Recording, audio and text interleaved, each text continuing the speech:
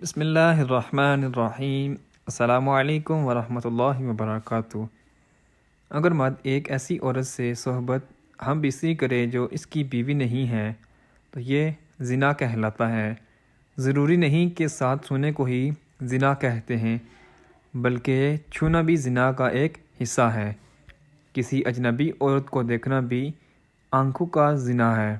زنا کو اسلام میں ایک بہت بڑا گناہ شمار کیا گیا ہے، اور اسلام نے ایسا کرنے والوں کی سزا دنیا میں ہی رکھی ہے۔ مرنے کے بعد اللہ اس کی سخت سزا دے گا۔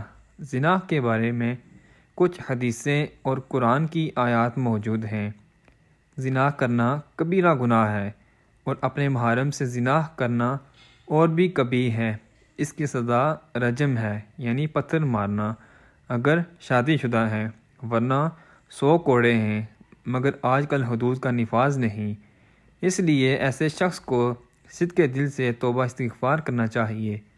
ایسا شخص اگر اپنے فعل پر نادم ہو کر توبہ استغفار کرے اور آئندہ ایسی حرکت نہ کرنے کا عزم کرے تو اللہ تعالیٰ کی ذات سے قوی امید ہے کہ اس کی توبہ قبول فرما لے گا۔ حضرت محمد صلی اللہ علیہ وسلم نے فرمایا، مومن مسلم ہوتے ہوئے تو کوئی زنا کر ہی نہیں سکتا۔ اللہ قرآن میں فرماتا ہے، اور دیکھو زنا کے قریب بھی نہ جاؤ، یہ بے حیائی اور برا راستہ ہے۔ زنا کی سزا اور عذاب۔ اگر زنا کرنے والے شادی شدہ ہوں تو کھلے میدان میں پتھر مار مار کر مار ڈالا جائے، اگر کنوارے ہوں تو 100 کوڑے مارے جائیں۔ آج کل دیکھنے میں آیا ہے کہ اس گناہ میں بہت سے لوگ شامل ہیں، خاص کر کے اس بازار میں جہاں عورتیں اور مرد جاتے ہیں۔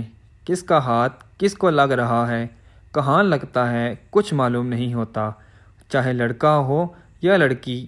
اور پھر اس گناہ کو کرنے کے بعد اپنے دوستوں کو بڑی شان سے سناتے ہیں، بلکہ ان کو بھی ایسا کرنے کی رائے دیتے ہیں۔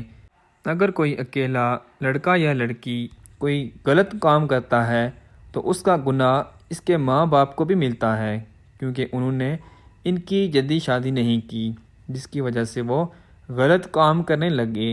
اور شادی کی عمر ہونے کے بعد بھی ماں باپ ان کی شادی نہ کریں تو اللہ ناراض ہو جاتا ہے، اور ان کے گھر کی برکت ختم ہو جاتی ہے، اور اللہ ان ماں باپ سے قیامت کے دن حساب مانگے گا۔ ایک جگہ اللہ نے قرآن میں فرمایا کہ پاک دامن لڑکیاں پاک دامن لڑکوں کے لیے ہیں۔ کا مطلب یہ ہے کہ اگر آپ اچھے ہیں تو اللہ آپ کو بھی اچھی بیوی یا دلہا دے گا، اور خراب ہیں تو سمجھ لیجئے زنا ایک ایسا عمل ہے جس سے نسیان، ایڈز، کینسر جیسی موذی بیماریاں پھیلتی ہیں۔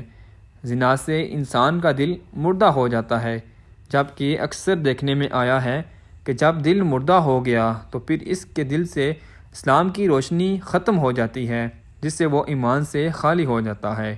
انسان جو بھی غلط کام کرتا ہے، اس کی قیمت اس کے بچوں، ماں یا بہن کو اس دنیا میں ہی ادا کرنی پڑتی ہے۔